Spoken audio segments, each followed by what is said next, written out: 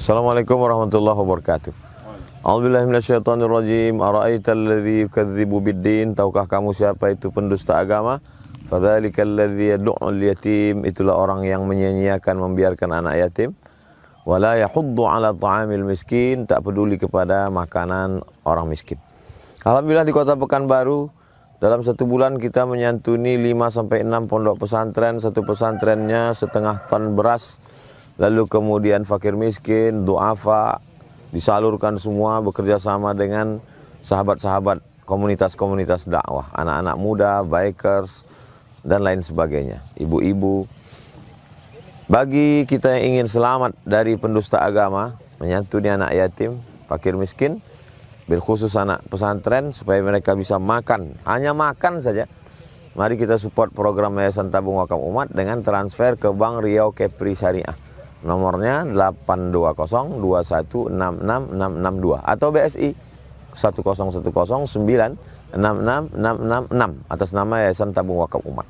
Jangan lupa sertakan kode transfernya 09 di akhir nominal transfer. Konfirmasinya 085265416060 atas nama admin yayasan. Berkah selalu. Assalamualaikum warahmatullahi wabarakatuh. Maka kata Rasulullah, Sayyidah Aisyah radhiyallahu taala anha mengatakan, kana Rasulullah sallallahu alaihi wasallam, Rasulullah sallallahu alaihi wasallam yu'jibuhu tayamun, suka dengan dahulu kanan fi sya'nihi kullihi, semua urusan Rasulullah mendahulukan yang kanan.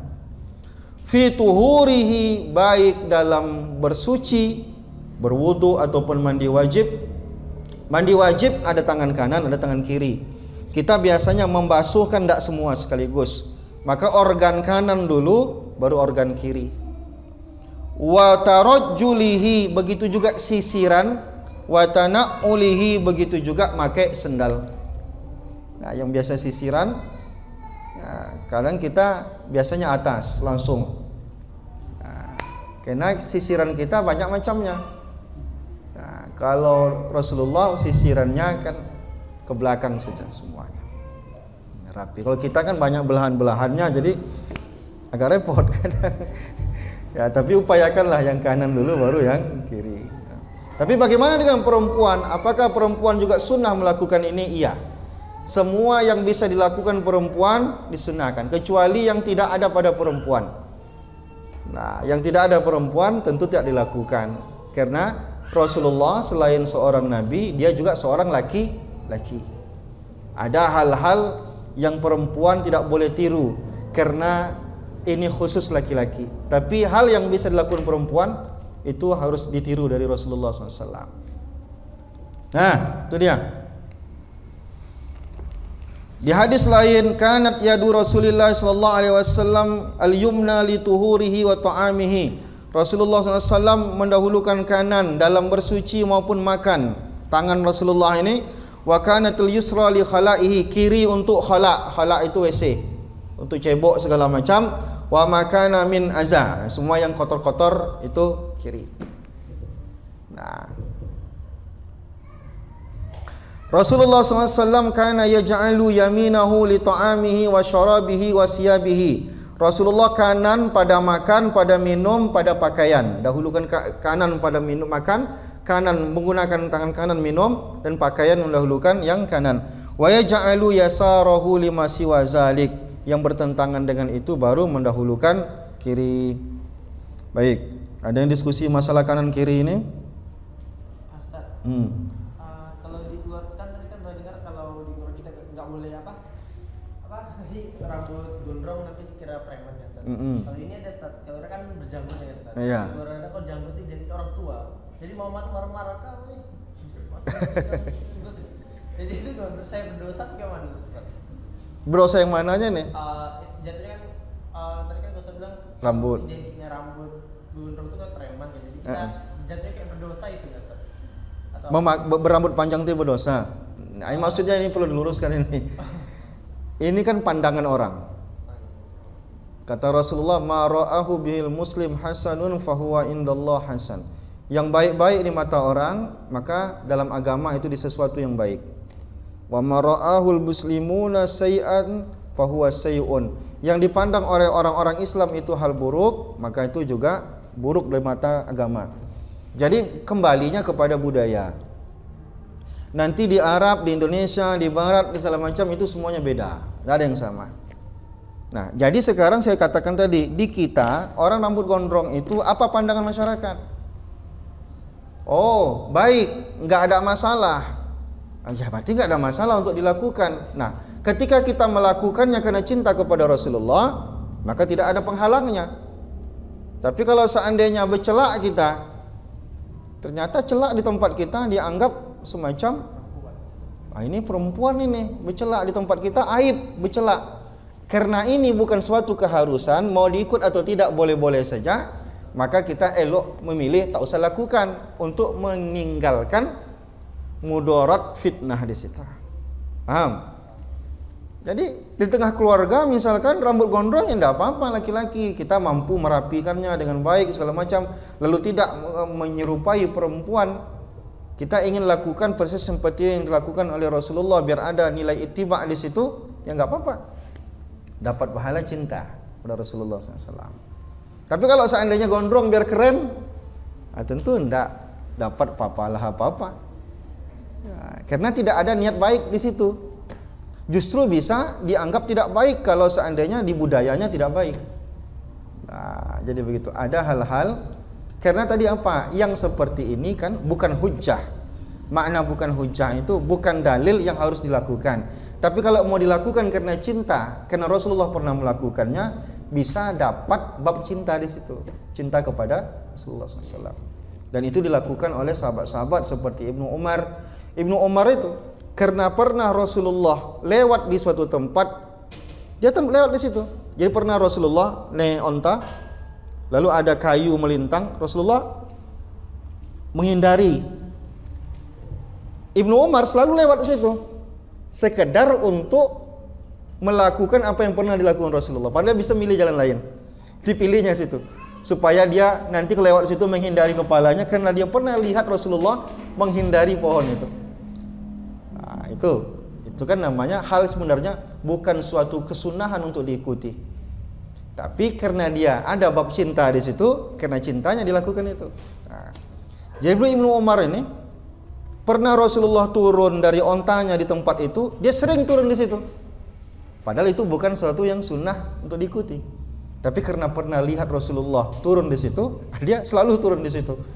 Nah, itu dia. Ya, nah, jadi tetap dikembalikan kepada budaya masyarakatnya.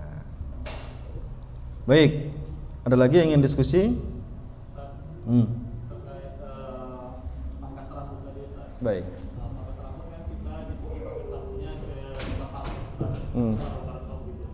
Apakah mendahului sebelah kanan itu cukup di awalnya saja atau bagaimana? Ya, jadi setidaknya sunnahnya kita jalankan dulu. Sunnahnya apa bang? Nanti motongnya yang kanan dulu bang ya. Perkara nanti dia merapi-rapikannya setelah itu dan apa-apa. Minimal sunnahnya dilewati tetap dapat bang. Nanti kalau motong upayakan yang kanan dulu bang ya, baru yang kiri. Dipotong yang kanan belum rapi, setelah itu dia bolak-balik kadang kanan kadang kiri, enggak apa-apa setelah itu. Penting memulainya dia minta yang kanan dulu supaya dapat sunnahnya. Nah, sunnah ngikutin itunya ya. Nah, tapi kalau kita lupa, berdosa kah? Ya enggak berdosa, enggak ada dosa di situ. Ini kan namanya perkara sunnah itu dilakukan kita karena kita. Mengapa kamu lakukan itu? Ya karena memang ada hadisnya, bukan karena kan di mata orang apa bedanya kanan sama kiri? Kan bagi kita mau kiri mau kanan pun mau belakang pun dulu tuang pangkas itu kan enggak apa-apa. Cuman kita karena ada hadis itu kita pengen supaya itu terjadi pada kita. Nah, minta tolonglah sama bang tuh. Kira-kira sulit enggak tukang pangkas tuh mendahulukan kanan? Tergantung kita mau bilang atau enggaknya aja kan. Kalau kita bilang, bang, kalau bentuknya ya walaupun ada hadis-hadis bilang bentuk begini enggak boleh, ini enggak boleh, tapi secara umum asalkan rapi itu boleh-boleh saja. Nah, itu ya. Kalaupun mau bertahan asalkan, tapi enggak boleh pula acak-acakan, itu enggak boleh. Panjang acak-acakan itu tidak boleh. Rasulullah pernah negur orang gara-gara acak-acakan. Kalau mau panjang rapi, mau pendek pun rapi gitu. Ada juga pendek tak rapi. Nah, rambut misalkan pendek, kumis melintang-melintang misalkan, itu kan enggak rapi. Kalau Rian nih rapi nih Yan. Jangan khawatir. Ya. Kan kita tahu oh kumis aku ini rapi nih. Kita yang tahu kumis kita kalau panjang atau pendek itu bagus atau enggak. Yang penting dia innallaha jamil wa yuhibbul jamal. Allah itu zat yang indah dan suka yang keindahan-keindahan. Maka bukan berarti zuhud tidak memikirkan tentang keindahan. Zuhud tetap memikirkan tentang keindahan. Keindahan fisik. Ya, rapi, ya. Nah, itu ya. Tampil kita harus rapi terus. Karena Rasulullah walaupun panjang rapi. Walaupun panjang rapi, sisirannya segala macam. Jadi agama cinta dengan hal-hal yang seperti itu. Jangan dikira ini kawan ini bersolek aja terus. Berbeda bersolek terus dengan menjaga kerapian. Kalau bersolek itu apa? Pantang-pantang sedikit sisir rambut, sedikit sisir rambut. Ada teman saya dulu pantang kering rambutnya kamar mandi dari basahnya rambutnya lagi. Pantang kering rambutnya dibasahi. Dulu kan orang klimis biar keren gitu. Jadi saya bilang di musim dingin pun itu juga dibuat sama dia. Dalam musim dingin basahin rambut aja kerjanya. Masuk angin kok nanti saya bilang. Ngapain lah kok basah-basahin terus rambut itu? Karena ada cewek di situ. Nah, jadi dia biar tampil keren dia rambut tuh kok bisa rapi terus. Rapi itu kalau basah gitu ya. Jadi dia sedikit agak kering rambutnya sedikit masuk kamar mandi sisiran dia. La haula wala quwata illa billah. Mati gara-gara itu nanti saya bilang. Baik. Tapi keren itu ada aturannya ya. Ada lagi yang ingin diskusi? Nah, jadi rapi ya.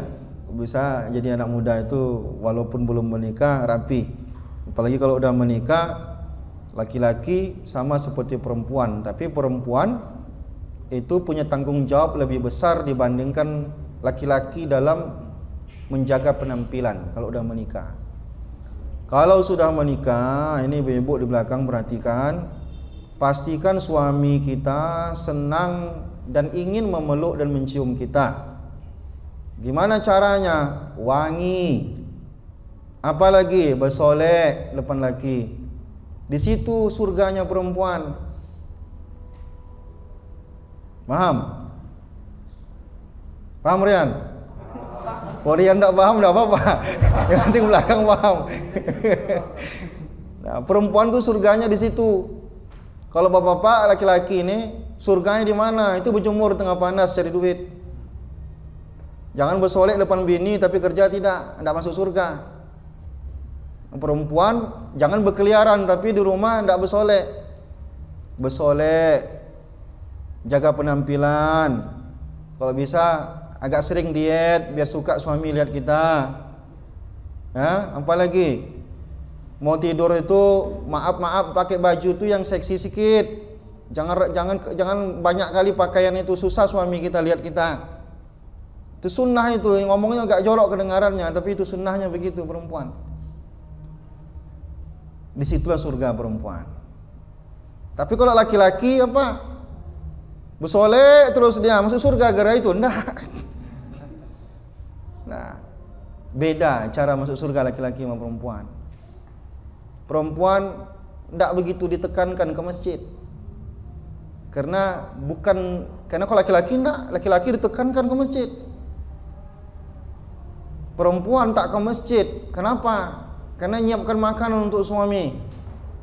Masuk surga dia gara-gara itu. Walaupun tak ke masjid gara-gara nyiapkan makan untuk suami. Ini suami gak ke masjid gara-gara nyapu rumah. Kenapa gak ke masjid bang? Ini nyapu rumah belum beres lagi ha. Nanti susah bini awak mau pergi kerja. Nggak di situ surga dia. Nah, beda surga kita. Antum surga antum di mana? Nah, surga antum tuh bukan di rumah menyenangkan hati istri, enggak. Surga antum tuh pagi-pagi keluar, berjemur tengah panas tuh cari duit. Sore-sore pulang, kecapean, berbaring, dimampunkan Allah dosa. Begitu kata Rasulullah. Keluar laki-laki dari rumah, niatnya cari duit, nafkah anak dan istri. Maka ikhlas dia karena ada tanggung jawab. Pulang ke rumah sore-sore udah capek, tergolek, sangat capek, keletihan gara-gara cari duit tadi. Tulang-tulang retak-retak rasanya udah. Mau buka baju mandi pun malas. terbaring. Saat dia terbaring kecapean itu Allah ampunkan dosa dia. Perempuan tidak begitu. Ini perempuan capek kerja. Gara-gara kerja apa? Sampai tak terlayani suami di rumah. Tidak boleh. Kalau perempuan kerja, tetap hak suami harus diberikan. Maka kalau perempuan kerja, dia memang ekstra. Jangan gara-gara kerja hak suami apa? Mendapatkan senyuman yang manis dari istrinya. Malam-malam hari tetap semangat untuk berpelukan dengan suami. Jangan gara-gara capek kerja meluk suami pun malas. Kenapa adik tak mau meluk abang ni? Capek aku ni bang, saya colek lagi kata dia. Jangan sentuh-sentuh. Tidak boleh. Harus ada tanggung jawab ekstra di situ. Paham Rian? Paham.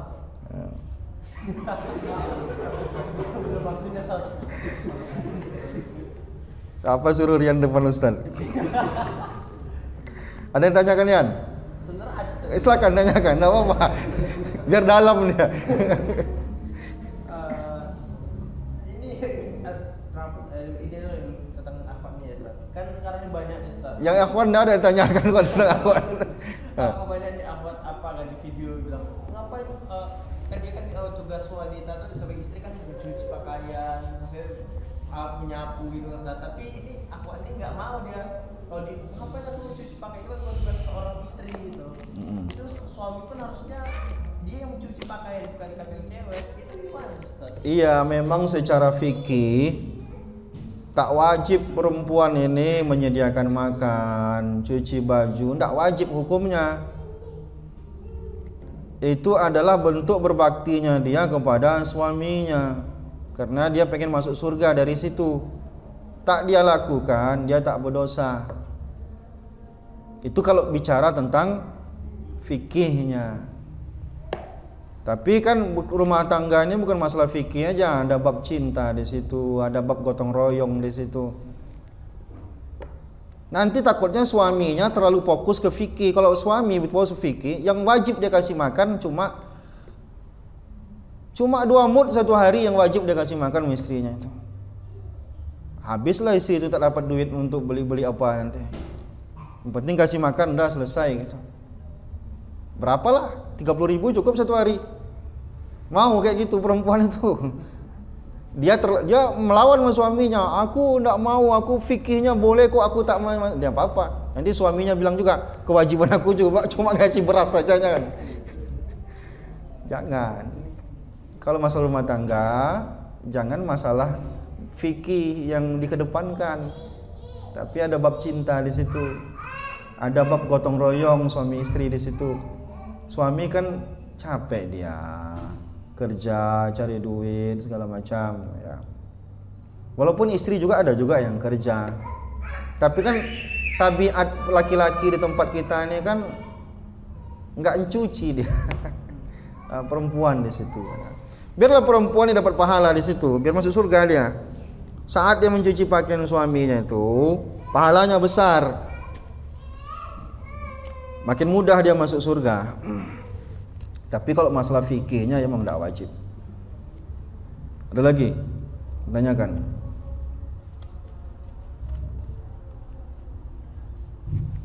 Perempuan ada yang mau tanyakan masalah tadi?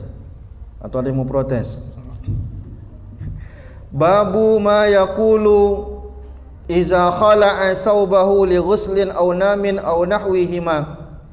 Apa pula yang dibaca ketika melepaskan pakaian untuk tidur atau mau mandi atau seumpama itu. Melepaskan pakaian apa yang harus dibaca?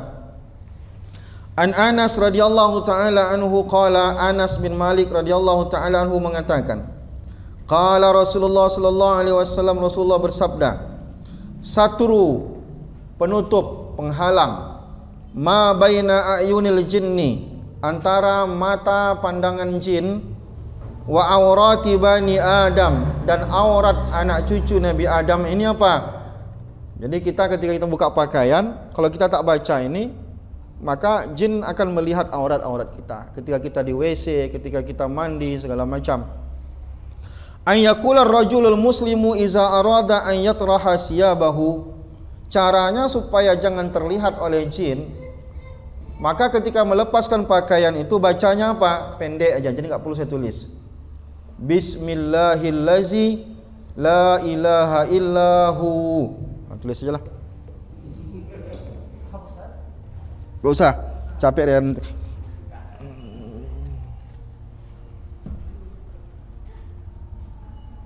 Bismillahillazi.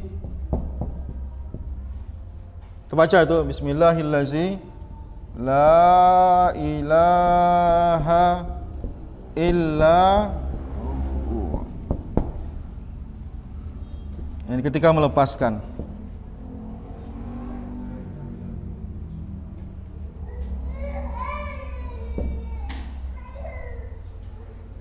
Masalahnya kita mau membuka ini pun, mau mandi ini ada pula kloset di situ, itu susahnya. Maka cukupkan dengan Allahumma inni a'udzubika minal khubuthi wal khaba'ith. Itu juga fungsinya sama ini. Fungsi Allahumma jannibna syaitan wa jannibna syaitan juga sama. Apa fungsinya tadi? Terhijab setan dan jin, sehingga dia tidak, ketika kita berhubungan badan suami istri, dia tidak bisa menikmati apa yang kita nikmati. Ketika kita masuk WC, Allahumma inni a'udzubika minal khubuthi wal khaba'ith, dia tidak bisa mengganggu kita, tak bisa melihat kita saat kita membuka pakaian gitu. Nah, itu pentingnya. Assalamualaikum warahmatullahi wabarakatuh. Tanah ini tanah wakaf yang memberikannya hamba Allah. Rumah ini dari mulai semennya, batu bata, ongkos tukangnya, kacanya, kosennya, pintunya, lampunya, ngecornya juga dari hamba Allah. Akan diisi oleh anak-anak kita dari manapun berada, mereka akan gratis menghafal Quran. Dari mana makannya, pakaiannya, tempat tinggalnya, dari mana itu semua? Mari kita support. Nama programnya Orang Tua Asuh. Jadilah kita menjadi orang tua asuh, karena itu nanti akan menerangi alam barzah kubur kita. Mereka nanti akan melanjutkan dakwah Islam ini. Kita semua hari ini akan mati menghadap Allah Subhanahu wa taala. Mereka nanti akan menjadi ujung tombak dakwah penyiaran Islam di seluruh negeri. Bisa kita support program Orang Tua Asuh ini dengan mentransfer ke Bank Riau Kepri Syariah 820216665. BRI Syariah atau BSI 6-nya 9 kali, 66666666 atas nama Yayasan Tabung Wakaf Umat. Jangan lupa sertakan kode transfer 03 di akhir nominal transfer. Konfirmasinya ke nomor ini, admin Yayasan Tabung Wakaf Umat 0852 6551 6060. Berkah selalu, anak kita menjadi anak soleh solehah. Barakallahu fikum. Wassalamualaikum warahmatullahi wabarakatuh. Nah, kan singkat tuh. Bismillahillazi la ilaha illahu. Dah tulis. Malas nulis, foto aja. Tapi rajin nulis itu, kata dokter, mengurangi resiko pikun. Nah, itu ya. Ini masalah pakaian. Bagaimana cara memakai pakaian dan bagaimana cara melepaskan pakaian dan apa yang dibaca sudah ditulis. Ada yang diskusi? Baik, kalau tidak ada, satu lagi.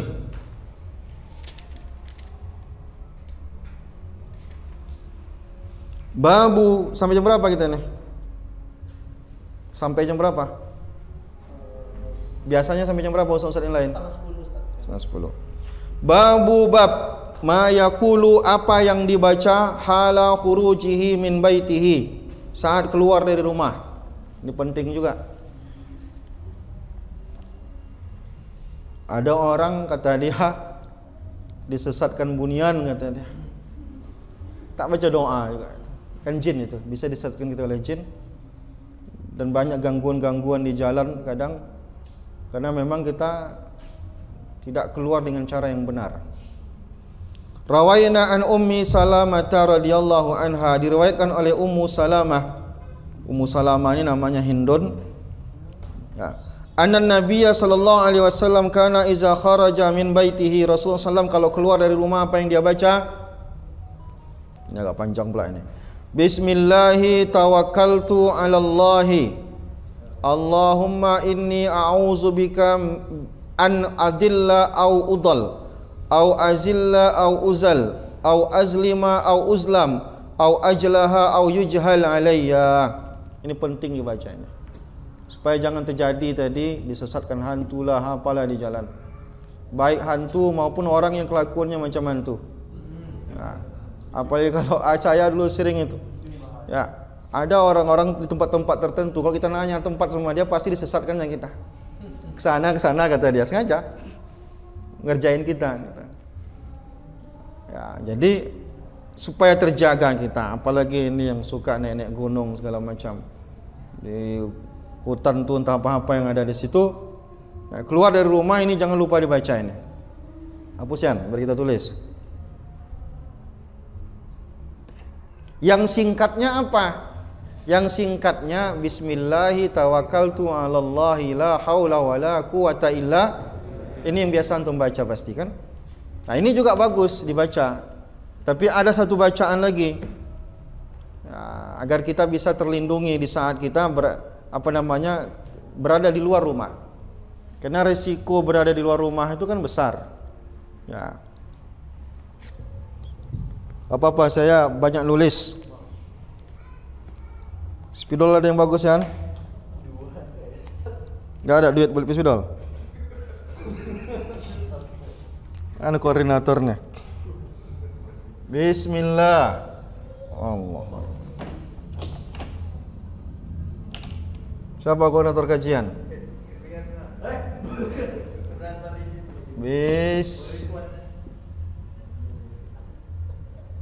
Bismillahi. Tulis ya. Tawakkaltu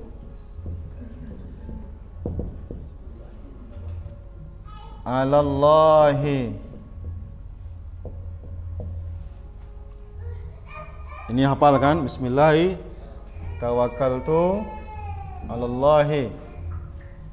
Koma Allahumma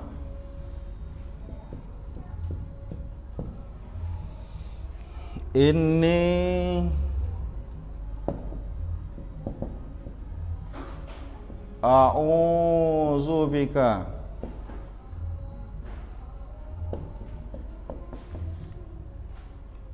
an adillah. Ini an adillah itu artinya aku menyesatkan atau aku disesatkan orang. Adillah menyesatkan atau udol atau aku disesatkan. Nah, ini dia. Di sini inti poinnya itu. Apa aja nih makhluk hidup maupun yang terlihat maupun tak terlihat, kalau bisa kita jangan nyesatin orang. Ini kita disuruh mimpin perjalanan kita, boleh buat orang tersesat atau kita disesatkan. Nah, kita minta atau azillah uzal. Ini yang biasa turun gunung baca ini nanti. Uzal.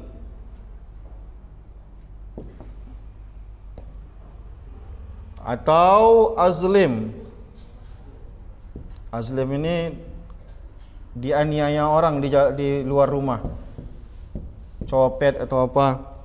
Au uzlam atau dizolimi orang, menzolimi orang atau dizolimi orang. Islam. Atau ajahal, aku membodoh-bodohin orang di luar itu.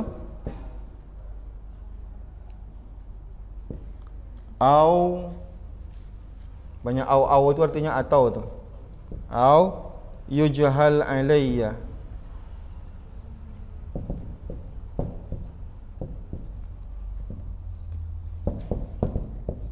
Ini dia. Sementara belum hafal, tulis saja, nanti kemana pergi bawa. Tulis di handphone bisa juga. Tulis di memo handphone.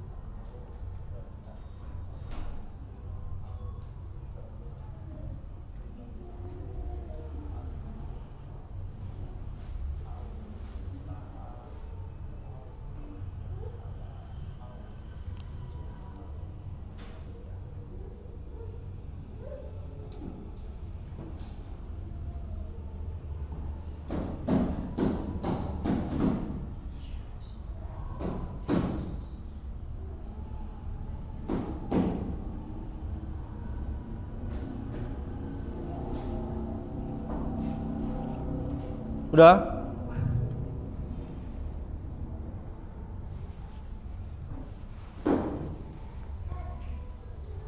Ada yang nulis?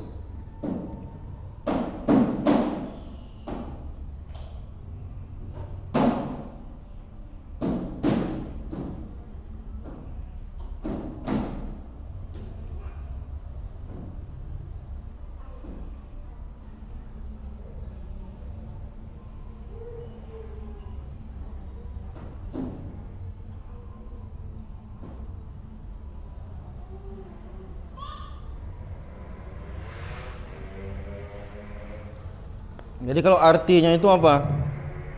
Artinya itu bismillahi dengan nama Allah. Maksud dia keluar rumah itu dengan nama Allah Subhanahu wa taala. Tawakkaltu 'ala Allah. Aku bertawakal kepada Allah. Allahumma ya Allah, inni sesungguhnya aku a'udzubika berlindung kepadamu ya Allah. An adillah bahwa aku menyesatkan orang, au udal atau aku yang disesatkan, au azillah atau aku menggelincir. Gelincir itu apa ya? Tersilap lah begitu ya. Au uzal atau aku yang jadi korbannya. Au azlim atau aku menzolimi orang, sejadi tertabrak kita orang atau tersakiti kita orang, main-main rupanya orang celaka gara-gara kita. Au uzlam atau aku korbannya ya. Apalagi di hutan tuh, kita lempar-lempar rupanya orang lagi buang air di situ, kena kepalanya. Saya dulu pernah tuh waktu di kampung waktu kecil lempar jambu orang pakai kayu, rupanya di bawah itu ada kepala orang. Tiba-tiba keluar di semak-semak tuh udah berdarah semua badan. Udah ada kepalanya. Untung saya pujuk diam dia. Au ajahal atau aku membodohi orang. Au ujahal alayya atau aku yang dibodohi. Nah, jadi kita minta jangan sampai kita menyakiti orang atau kita yang disakiti. Nah, itu intinya.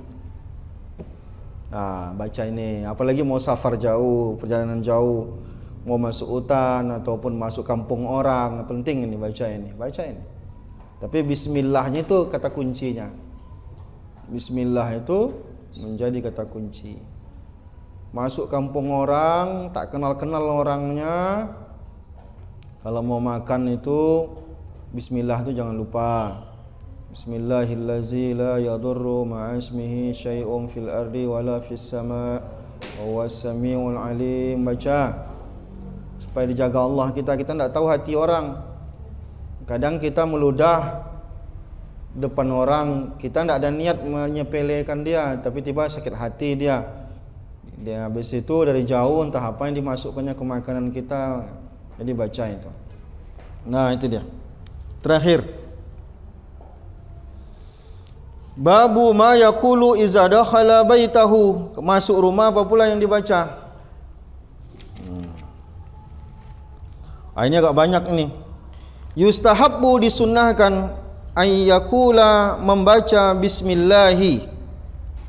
Masuk rumah baca bismillahirrahmanirrahim. Wa an yusallima sawa'un kana fil baiti adamiyun amla. Masuk rumah tetap mengucapkan salam baik ada orang maupun tak ada orang. Antum pulang ke rumah, tadi rumah udah dikunci itu, enggak ada orang dalam rumah. Buka pintu bismillahirrahmanirrahim, assalamualaikum. Nasib baik enggak ada yang jawab. Ya. Tapi ada orang tak ada orang tetap ucapin assalamualaikum supaya keberkahan masuk rumah kita. Kata Rasulullah SAW, ya bunayya, wahai anakku, iza dakhalta ala ahlika, jika kamu masuk ke rumah, mendatangi keluarga, fasallim, maka ucapkan salam. Yakun barakatan alaika wa ala ahli baitika, maka kamu dapat berkah, keluargamu dapat keberkahan. Nah, keluarga kita dapat berkah, kita juga yang untung. Jadi jangan lupa assalamualaikum, bismillahirrahmanirrahim, lalu baca assalamualaikum. Lalu ada doa dibaca, Allahumma, baca ya, iza baca Allahumma inni as'aluka khairal maulaj wa khairal makhraj bismillahi walajna bismillahi kharajna wa ala Allahi rabbana tawakkalna. Ini dulu baca, terutama rumah yang belum tidak ada penghuninya. Udah lama itu tidak ada penghuninya. Ataupun rumah kita yang mungkin baru kita tinggalkan, kita masuk lagi pun, supaya doa ini afdal untuk dibaca. Saya tulis.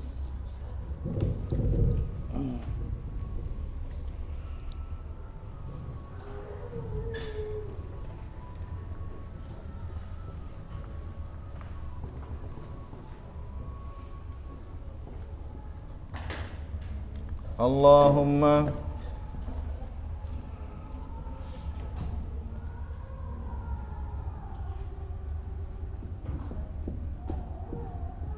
inni as'aluka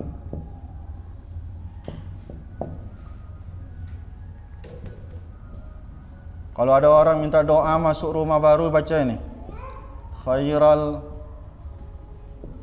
maulaj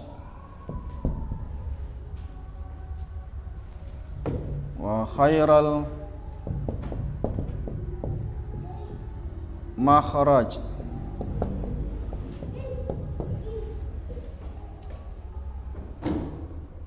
bismillahi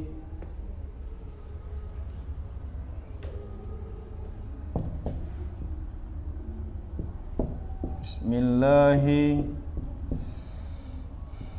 walajna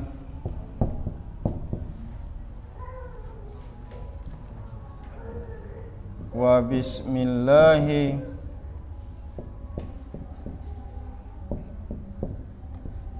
kharajna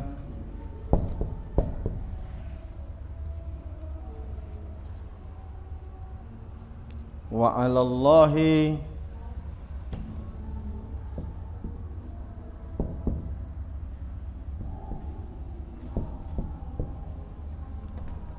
tawakkalna. Pakai Rabbina ya. Rabbina tawakkalna.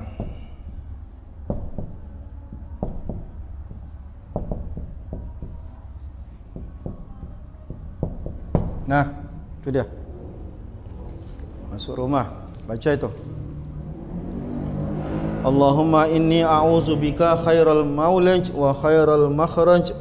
Bismillahi walajna wa bismillahi kharajna wa ala rabbina tawakkalna.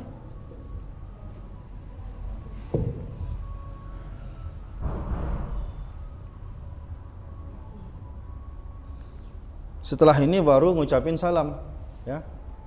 Jadi urutannya nanti di hadis lain ada lagi. Di hadis lain upayakan baca la ilaha illallah Muhammadur Rasulullah. Bismillahirrahmanirrahim. La ilaha illallah Muhammadur Rasulullah. Allahumma inni a'udzubika khairal maulaj wa khairal makhraj.